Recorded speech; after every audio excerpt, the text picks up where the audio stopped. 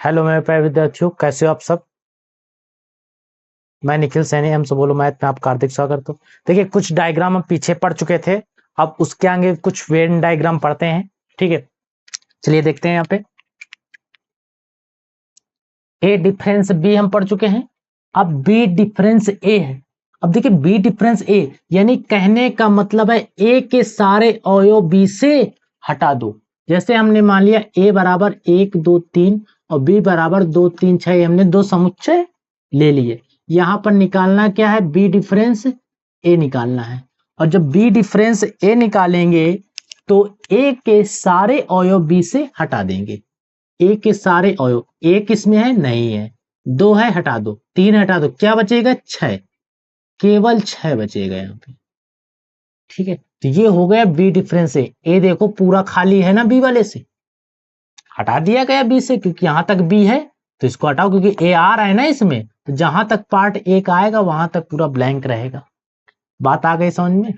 अब इसमें कह रहा है ए डिफरेंस बी और बी डिफरेंस ए यूनियन कह दे, तो यूनियन कहने का मतलब होता है कि ए यूनियन बी का मतलब पूरा लेना है।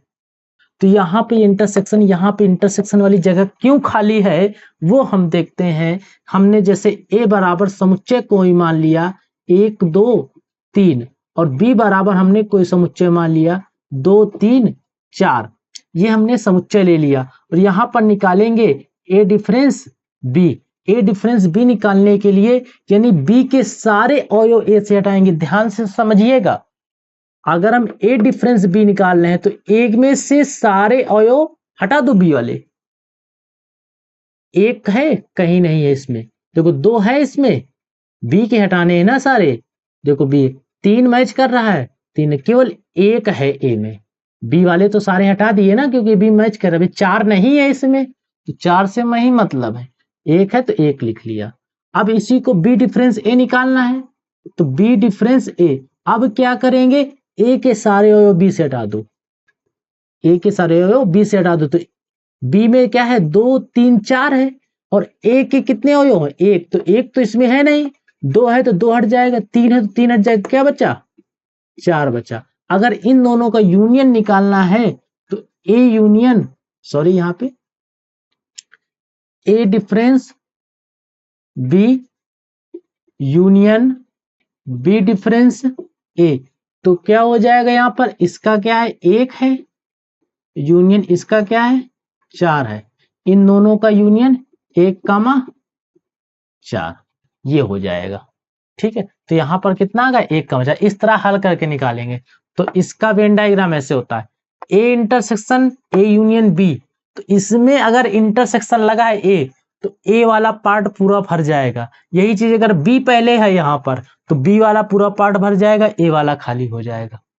ठीक है, देखो कैसे, कोई एग्जांपल हम मान लेते हैं। यहाँ पे ए बराबर 1 2 3 समुच्चय ले लो और बी बराबर ले लो 2 4 6। ठीक है, यहां पर पहले ए यूनियन बी निकाल लेते हैं। ए यूनियन बी में जो मिल रहा है उसको भी ले लो, जो नहीं मिल रहा है उसको, 2 मिल रहा है तो एक बार लेंगे, रिपीट नहीं करना है, समुच्चय के अंदर रिपीट नहीं होता, स्टार्टिंग में बता दिया था। 3 4 6, ये ए यूनियन बी निकाल आया। अब क्या करना है, ए का इसके साथ इंटरसेक्शन निकालना है, तो A intersection A union B, तो ए कितना है, 1 2 3 और ए यूनियन बी कितना है, 1 2 3 4 6, तो इसका इंटरसेक्शन 1 2 3 1 2 3, जो मिल रहा है उसी को ले लो, 1 2 3। बात समझ में आई ना। यानी कहने का मतलब है कि 1 2 3 इसमें भी है और 1 2 3 4 6 इसमें है, तो जो मिल रहा मैच कर रहा है, यानी कॉमन वाली चीज लेना इंटरसेक्शन में, तो ये ए और इसका ये कॉमन ले लिया। ठीक है, ये हो गया इसका डायग्राम। अब देखिए A union B, A union B का एग्जांपल नहीं बताएंगे क्योंकि बता ही चुके हैं कई बार। ए यूनियन बी में होता क्या है, चलो देख लो। अच्छा, ए बराबर है 1 कामा 2 और बी बराबर है 2 कामा 3। कह रहा है A union B, A union B का मतलब क्या होगा, 1 2 3, क्योंकि 2 मैच कर रहा है, जो नहीं मैच कर रहा उसको भी ले लिया। अब होल डैश कह दे तो होल डैश का मतलब हमने पहले भी बताया है कि उस चीज को छोड़ दे। जैसे ए यूनियन बी में सारा ए गैप होता है, इसमें होता क्या है, ए यूनियन बी में जो भी ये ए समुच्चय और बी समुच्चय का सर्कल है पूरा फिल होता है ए यूनियन बी में, और डैश आ जाए तो जो फिल होता है उसी को छोड़ दिया जाता है, तो वो बाहरी वाला हो गया। ठीक है, यहां पर जैसे ए इंटरसेक्शन बी का कॉमन पार्ट क्या होता है, ये होता है, इंटरसेक्शन बी का कॉमन पार्ट ये वाला होता है, लेकिन ए इंटरसेक्शन बी का कॉमन पार्ट ये होता है, लेकिन डैश लगा तो उसी को छोड़ देंगे, बाकी सारा फिल कर देंगे। ठीक है, डैश का मतलब ये होता है कि जो होता है उसका नॉर्मल, उसी में जो डैश लग जाएगा उसको छोड़कर बाकी सारा फिल कर दिया जाएगा। ठीक है, कुछ डायग्राम और इसके बारे में समझा देते हैं, फिर इसके बाद हम फॉर्मूले पे चलेंगे। ठीक है, आगे देखते हैं, बी डिफरेंस ए का होल डैश, बी डिफरेंस ए का होल डैश। देखिए बी डिफरेंस ए में हम क्या करते हैं, ए के सारे अवयव बी से हटा देते हैं और जितने बी में बचेंगे उतने ही लिख देते हैं। तो ए डिफरेंस बी में बी वाला छोड़ ए के सारे बी से हटा दो तो केवल बी वाला बचेगा, लेकिन इसका डैश है तो जस्ट उल्टा हो जाएगा, क्योंकि बी का इतना पार्ट केवल छोड़ेंगे और सारा कुछ फिल कर देंगे।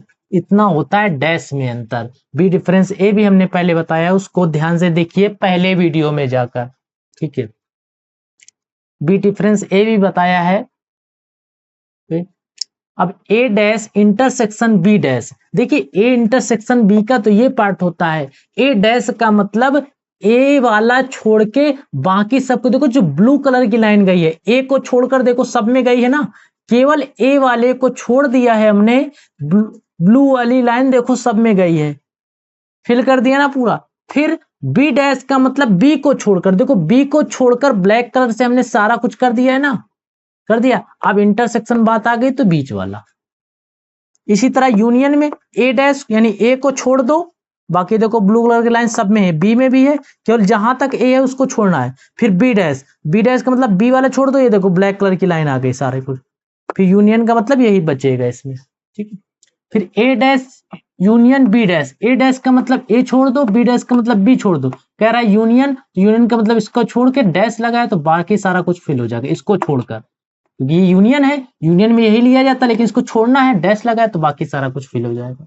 ठीक है, A union B intersection A union C, इसमें क्या करना है, ए यूनियन बी का मतलब ए और बी वाला ले लेना है, लेकिन इंटरसेक्शन कह रहा है ए यूनियन सी, ए और सी का लेना है और दोनों के बीच का कॉमन, तो कॉमन वाला पार्ट ये हो गया और ये वाला फिल हो जाएगा।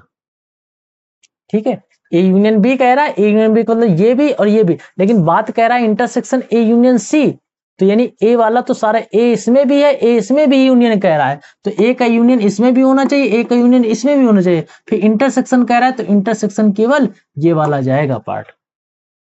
अगला देखिए, इसको बोलते हैं प्लस वाले चिन्ह को सममित अंतर, symmetric difference. A difference B union B difference A है, तो ये ए बी दो समुच्चय होने चाहिए, तो उसका ये फॉर्मूला है, तो ए सिमेट्रिक डिफरेंस बी, या हम इसको लिख सकते हैं ए सिमेट्रिक डिफरेंस बी, इस तरह हम इसको कह सकते हैं, चाहे तो ये चिन्ह लगाओ इस चिन्ह, इसको सममित अंतर बोलते हैं। ठीक है, ए सिमेट्रिक बी डिफरेंस है तो ये सेक्शन वाला छूट जाएगा, बाकी फिल होता है।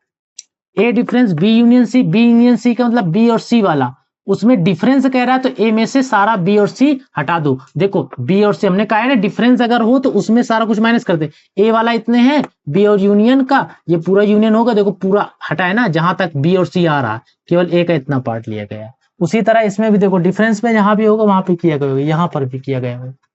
ये ए है, ए वाला जो है तो लेकिन डैश लगा है इसलिए उल्टा है इसका, उसमें डैश नहीं है इसलिए आसानी से समझ में आ रहा। ठीक है, इतना समझ के इसके बाद हम फार्मूले पढ़ेंगे। चलिए उसके आगे कुछ फार्मूले देख लेते हैं और इसके बाद फिर प्रश्नावली स्टार्ट हो जाएगी।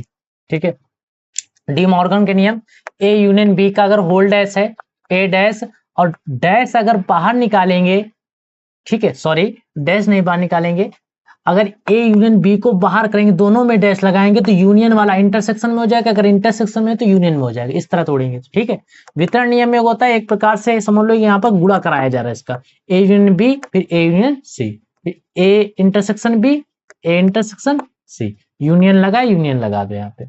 कुछ इंपॉर्टेंट फॉर्मूला ये है, जैसे फाइव डैश का यू होता है, यू डैश का फाइव, ए डैश का होल डैश या बी डैश का होल, किसी का होल डैश हो तो सेम वही वैल्यू आ जाती।